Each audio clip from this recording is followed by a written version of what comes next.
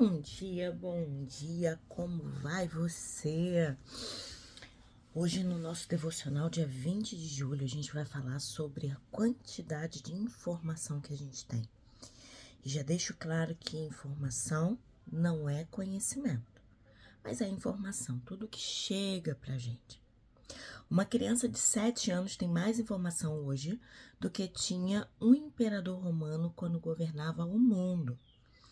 Nunca tivemos tantas informações desorganizadas, saturando e estressando o cérebro. Temos muita informação desorganizadas, cada um fala o que quer, a hora que quer, do jeito que quer, sobrecarregando o nosso cérebro. Cada um tem uma ideia. Não, eu penso assim. Ok, eu acho que esse caminho também abriu a possibilidade de como Sócrates, Sócrates tinha as reuniões dos sábios, né? E ele participava, né? Dos filósofos, sábios, donos da verdade. E ele começa a questionar se aqueles sábios eram sábios mesmo. Ele falou, cara, eu vou lá ouvir o povo.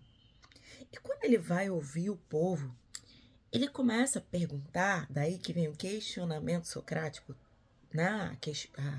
As perguntas socráticas, e ele começa a perguntar, pessoas assim simples, feirantes, pessoa que está sentada na porta, pessoa que ninguém dava nada.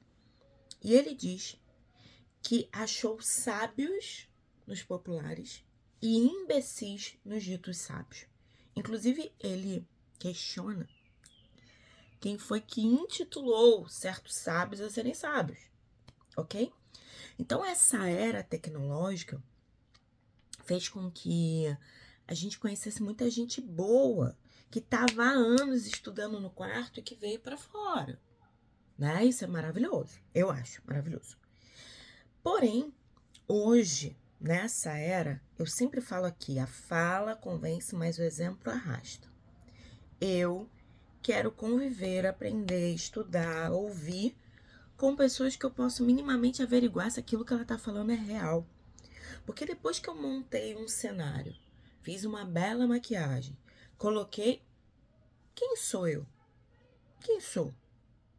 Então, essa questão que a gente tem que ter critério de avaliação para que a gente não pegue informações desorganizadas, saturando e estressando o nosso cérebro. E olha aqui, não é o muito que eu sei que resolve a minha vida.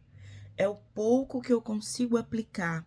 Porque às vezes, ontem, por exemplo, eu dei workshop e eu fui falando, gente, tal filme não sei o quê, tal filme não sei o quê, e tal livro, não, eu vou falando. E aí, se você quiser anotar e procurar esse caminho, você vai lá. Aí alguém foi e colocou os filmes que, pra quem não anotou, os filmes foram tais. E aí eu também fui falando, falei do documentário, mandei o documentário hoje. Mas percebe, não é pra você ver tudo. Eu te dou a referência para que, se você quiser construir, você construa. Mas o que acontece? Você assiste a minha live aqui. Aí eu falo algo pra você e tá o livro. Aí você assiste a outra. Aí daqui a pouquinho você começa a ficar ansiosa, porque você entrou na Amazon e pediu todos os livros que eu indiquei, todos os livros que a outra indicou, todos os livros. Aí quando você vê, você tem aquela pilha. E aí você fala. E você não para de assistir. Tem uma coisa que acontece aqui, muitas vezes, eu trabalho com grupos e adoro trabalhar com grupos. Já trabalhei com grupos, teve um grupo que durou 2 anos, trabalhei com um grupo que durou 6 meses, grupos que durou 3 meses, 12 semanas, grupo que durou 8 semanas, grupo de um dia, né, como workshop. Eu adoro grupo. E o que acontece muitas vezes nos grupos permanentes, que a gente tem encontros semanais? Eu indico livros, eu indico filmes, eu tô aqui falando, eu vou falar de coisas, vocês me seguem, vocês sabem. E ali eu tô, gente, pra isso, não sei o que, a pessoa me fala um negócio, nossa, tá o filme, veja, não sei o que, vê se faz sentido. Mas as pessoas, às vezes, elas pegam a live do outro, o vídeo do outro, o livro que o outro indicou e começa a colocar. Quando chega no encontro, e tem livros assim que eu indico para você construir, mas tem livros que a gente trabalha. Então, quando você vem pro encontro, pressupõe que você tenha lido o livro, que você tenha assistido pelo menos um vídeo, que você tenha feito a agenda programada da mudança da sua vida, ok? Não vi não, porque eu tava assistindo lá. Aí a pessoa pegou um audiolivro e colocou no grupo. Aí às vezes eu coloco, vocês já fizeram a lição desse grupo? Porque não tem nenhum problema de você ver todo mundo, só que você não vai conseguir. E dizem que informação não ocupa espaço, ocupa sim. Quando você não aplica nada do que você aprendeu, gera para você ansiedade e uma crença de escassez e incompetência. Então reveja isso, combinado? Nesse sistema social agitado, não poucas vezes o Deus é o dinheiro. O templo é o consumo.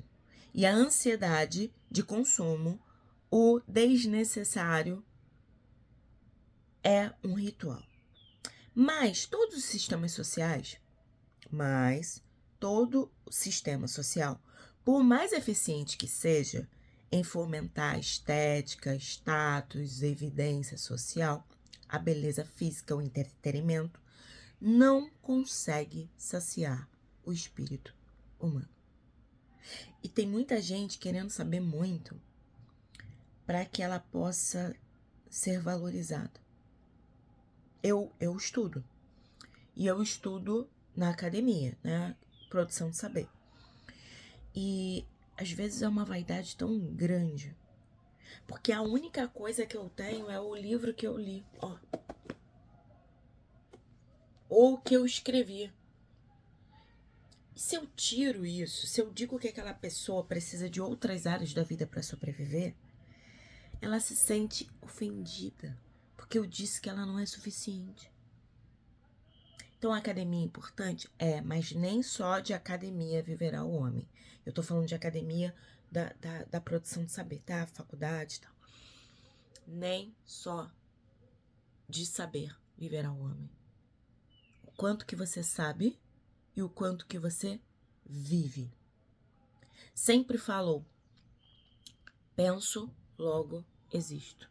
Porque eu penso, porque eu tô refletindo, porque eu tô construindo, eu existo.